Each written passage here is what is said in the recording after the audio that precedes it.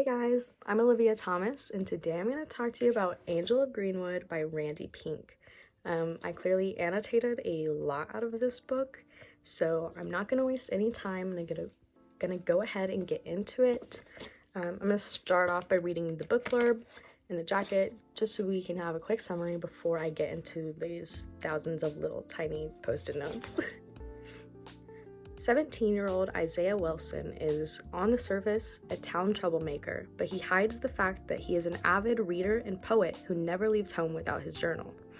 A passionate follower of W.E.B. Du Bois, he believes that Black people should rise up to claim their place as equals. 16-year-old Angel Hill is a loner, mostly disregarded by her peers as a goody-goody, but beloved by the adults in her community for her sweet and generous heart. Though they've attended the same schools, Isaiah never noticed Angel as anything but a quiet, Bible-toting church girl. Then he sees her perform a dance at a school church service and finally connects with her brave, free-spirited beauty. When their English teacher offers them a job on her mobile library, a three-wheel, two-seater bike, Isaiah is eager to be in such close quarters with Angel every afternoon. But life changes on May 31st, 1921, when a vicious white mob storms the community of Greenwood. Only then do Isaiah, Angel, and their peers realize who their real enemies are. Set in the Black Wall Street of Tulsa, Oklahoma, Randy Pink's novel brings to life a story of tragedy and triumph. So I don't want to spend too much time summarizing the book. Kind of feels like a cop-out, and it doesn't really discuss the things that I found really important.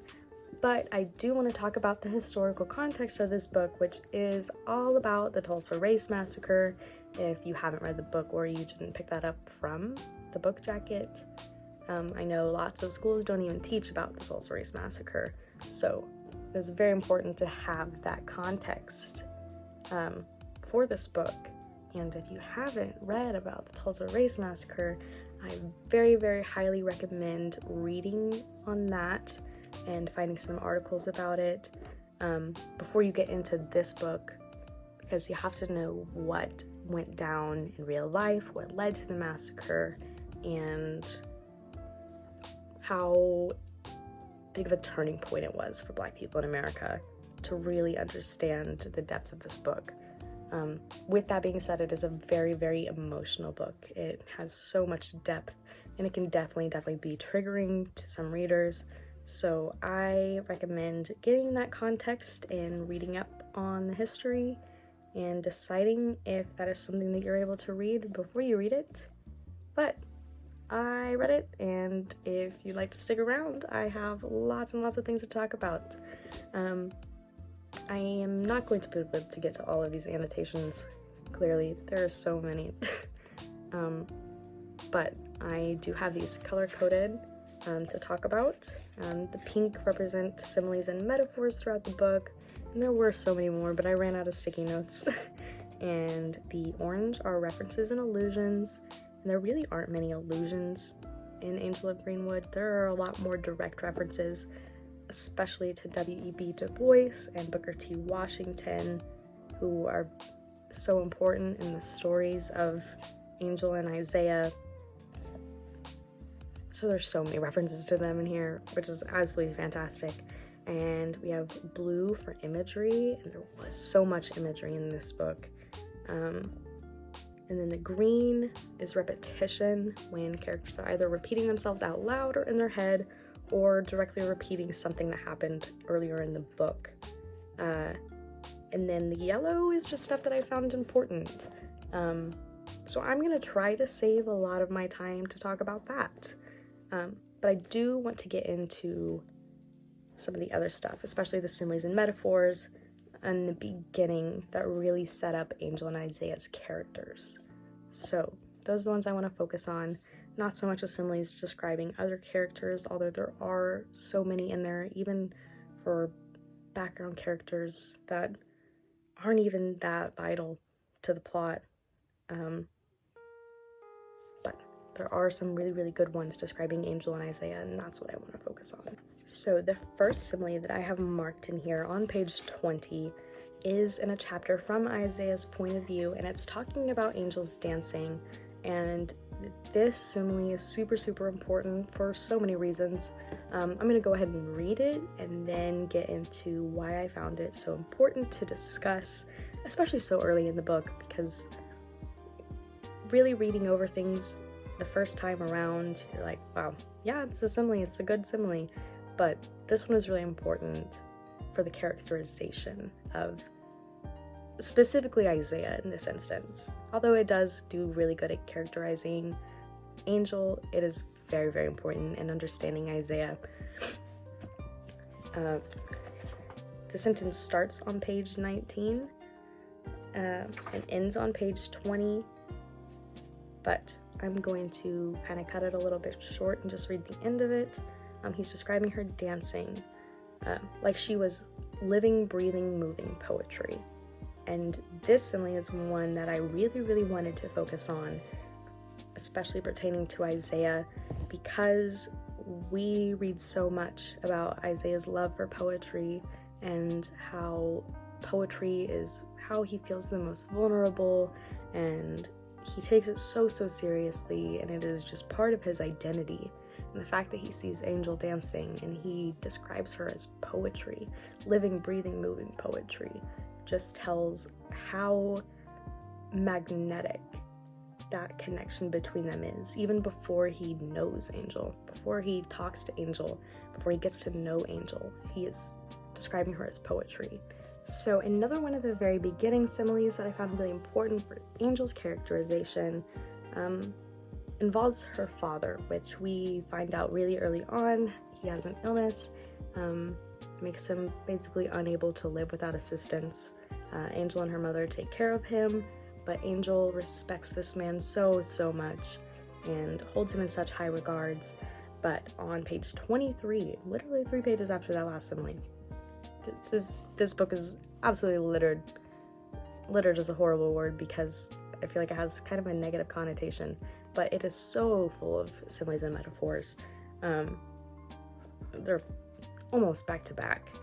But this simile is Angel talking about storm clouds and how she knows that nothing's really coming, nothing big is coming. But in this specific simile, it's talking about her father telling her that God's most observant will know the real signs of trouble, how they'll always be able to see the signs, they will not be blind, they're not unfaithful, they trust God's signs.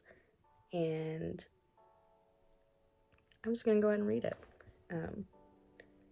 But the chosen few moved through life according to those signals, like a chimney train on its tracks, he'd say. And I marked this one as the most important beginning simile for Angel. One, because of how respectful she is of her father and how important he is for Angel's characterization, especially in the end. And I don't want to spoil anything, but in the end, when she does have to make a really, really important decision regarding her father, you can tell a lot of the things that he's taught her growing up really played into the decision she had to make. But this simile, specifically, I liked because it does talk about their faith, and faith is a very, very big thing for Angel. I mean, the dance that Isaiah describes was for a church event, a school church event. And her faith is something she does take seriously, and she does follow those tracks like a train. But reading a little bit deeper into it, I loved the description of the chimney train, because I don't really know if determined is the correct word to describe a chimney train or any train, but a train's gonna go where it needs to go, and stopping them is nearly impossible without knowing how to do it. I think that's a really, really good way to describe Angel. She knows what she needs to do. She knows what she's on this earth for. She knows she needs to help people, and she is just on that path, just chugging along. And that's why I found this simile really, really important for Angel's characterization. So just like similes in the book, the examples of imagery that I really wanted to use really help highlight the development of Isaiah and Angel's relationship. The first one that I found on page 18, 2 pages before that first simile, is Isaiah describing how he sees Angel when she's dancing. The stark white silk against her deep dark complexion made Isaiah feel like he was trying to stare at the sun. And then it goes on to talk about him watching her. And obviously this is a really big line because it is the moment that Isaiah feels pulled to her, and then literally you flip the page and there's that simile of him comparing her to poetry. So that one was a really big one to me, and kind of really was a good way to kick off the book. The example of imagery that I really wanted to focus on with Angel, because I have noticed that a lot of the imagery that I marked, and I did mark a good majority of the imagery, was from Isaiah's chapters, which very, very interesting. Not an observation that I had made in the beginning, but going back through and kind of looking at it, I noticed that a lot of the imagery, and especially describing other people, is Isaiah's chapters. And I mean, it's mostly primarily Angel, but it was a very interesting observation. But Angel's imagery on page 88, it is talking about how she knows her role in life, and even describes her mom working really hard, doing hair because that is what her mom does, talking about her father's illness that is completely unknown. And right before that, it is, as he read the poem aloud right there on the sweltering Greenwood afternoon, Angel felt herself leaning against the railings of her porch. Her eyes went from angry and frustrated to kind and soft. She noticed their verbena again, even brighter than they had been that morning, showing off for the sun and God and herself. That was a really, really good one, and then it leans right into that description of her family and herself, and I just felt that that was a really, really important example of imagery, just talking about her in Greenwood and then her family. It is definitely the foundation of her character. So the last example of imagery that I wanted to touch on is in the final pages of the book, or the final 80 pages of the book, which are the really, really dark and triggering pages. But on page 226, when Angel is experiencing all of this, that is where I marked another example of imagery that is really, really important. It's kind of a long one, so bear with me. That's when Angel entered a strange headspace, somewhere between daze and shock. Her mind went blank, and there was no hope left within her. She couldn't tell how much time had passed, but the smells strengthened. Swirling within the burning juniper was now the smell of cooking meat. Human flesh, she realized, or maybe unfortunate pets caught in the charred massacre. Intense, panicked thoughts began to swirl in her head. The smells being described in this were a lot. I know later on in the book it talks about Muggy's father and his butcher shop being burned down, which made me wonder if that was what she was smelling and not human flesh, but very hard to tell without any further context on it. But that was a really, really big one, because I know that is something that if you were to experience, you're not ever going to forget it. That is just completely stuck there for life. So that was also the second to last example of imagery that I found. And I feel like that's a good one to stop on. So I don't want to get too far into the references and allusions, because there are so many of them, and a good majority of them are W.E.B. Du Bois and Booker T. Washington. But I want to get to my yellow tabs to finish off this little vlog, just to kind of punctuate the end of this video. The things that I found important, the things that I really took away from the book, and the things that really stuck out to me.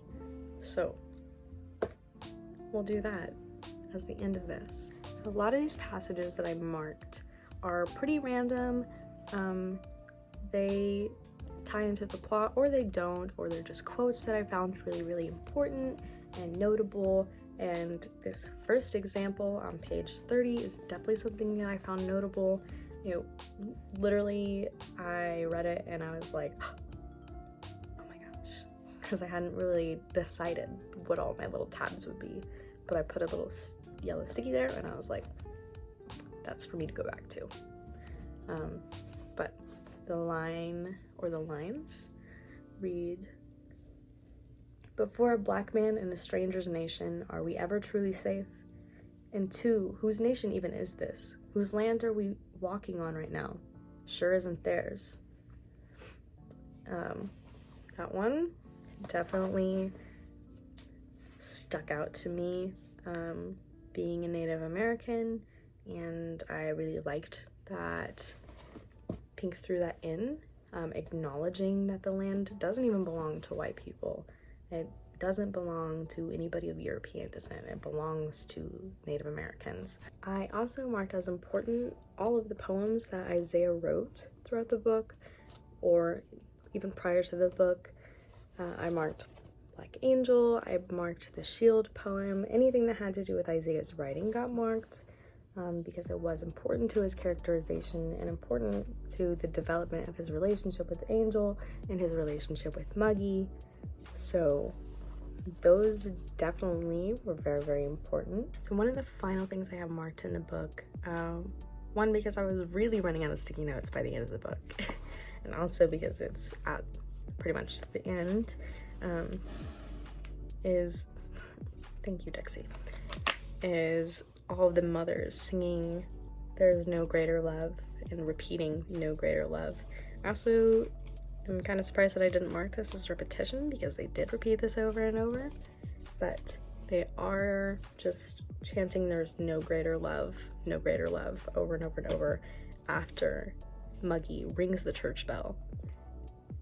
And I'm not going to give any spoilers as to why he rings the church bell or what happens after he rings the church bell, but that is definitely a huge, huge part of the end of the book. And if you have read it, and if you do plan on reading it, you know exactly why this is such an important turning point at the end of the book. So I'm gonna go ahead and stop this here. I know I have so many more tabs to talk about, but if I wanted to talk about all these tabs, it would take well over an hour, and I'm not going to do that to myself or anybody else. But I hope that the little bits that I did give, the similes and the examples of imagery, and the things that I found important throughout the book, those examples being from the beginning and the end, so there's that contrast and comparison. I hope that those give quite a bit of insight, not only to how the book was written, which was absolutely beautifully, but also how I perceived the book, which clearly there was a lot of perceiving done. Lots and lots of perceiving done.